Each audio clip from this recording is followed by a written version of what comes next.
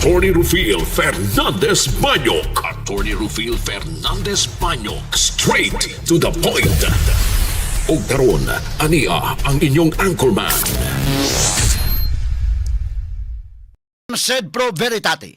Wa kitay mahimo aron sa pagpakigbatok sa kamatuoran, kundi aron sa pagdapig sa kamatuoran. Straight to the point. Luzon, Visayas ug Mindanao, Pilipinas, ug sa katawhan kutob sa babot sa tong Sibya sa tibuok kalibutan via internet. Maayong buntag ug kumusta live gikan sa Queen City of the South, Cebu City, Philippines. Welcome nining atong tulumanon ug inyong tulumanon. Straight to the point. Kinilagay po niyo bus kalagad sa kahanginan kasamang Rufil Fernandez Banyok. Mao'y padayang makiguban kaninyo nining laing adlaw sa atong pagpakigbisog. Adlaw karon mga higala nga Martes o gapit sa 28 na. Buwan sa Abril tuig 2026. Straight to the point. Sa gihapon na tagantag pagtagad ng mga isyos nga may labot ng lungsod, nagbagang mga expose, nagunang mga reports. Dinhilamang gihapon mga higala sa atong pagban-uban nining atong tulumanon ug inyong tulumanon. Straight to the point. Nagunas na may iskutanan karong nga buntaga makigilaan, laing big time rollback sa presyo sa diesel gipatuman sugod karong mga orasa. Straight to the point. Muos-os og 12 pesos og 94 centavos ang matag litro sa krudo. Apan ang gasolina mutaas og 53 centavos ang matag litro. Straight to the point. Atray pagtagad no butaga mahigala sa uban usab nining atong tulumanon ug inyong tulumanon. Straight to the Ang point. kerosene moubos og 15 pesos og 71 centavos ang matag litro usab. Straight to the Ang point. gasolina ra mahigala may mitaas mahigala 53 centavos no mga orasa. At ating pagtagad no butaga sa atong uban usab nining atong tulumanon ug inyong tulumanon.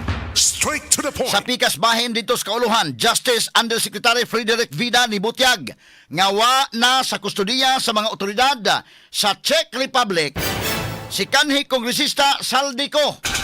Straight to the Sa point. manang giingon mahigala nga naa na nadakpan Saldico niya karon wa niya ang nag-break para ba mahigala sa maong balita no less than ang presidente nga nadakpan na si Saldico. Tinuod gid itong giingon ni Harry Roque nga dili na fake news na. So karon kaya nahitabuan ni Ron nag-apil-apil man kus BBM mahigala siya gyud nag-report. Nahimo naman siyang reporter. Unsa man siya may nag-report of fake news? Unsa man ning kalakihan ron, ha?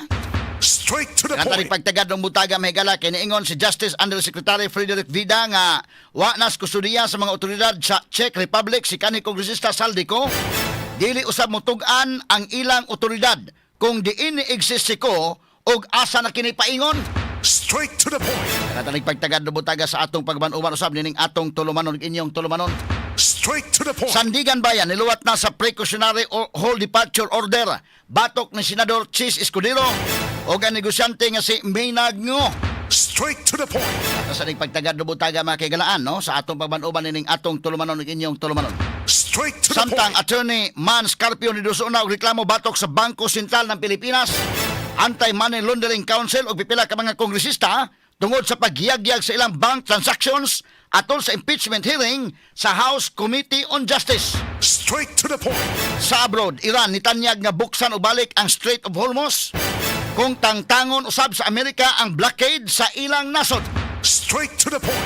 Kanig suladaan mahigalang Strait of Hormuz sa Iran, ang Amerika ni bawsad mahigala.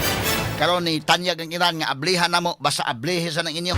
Straight to the point. Subay nini si US President Donald Trump nakigtagbo sa iyang national security officials aron i-discuss ang maong proposal sa Iran.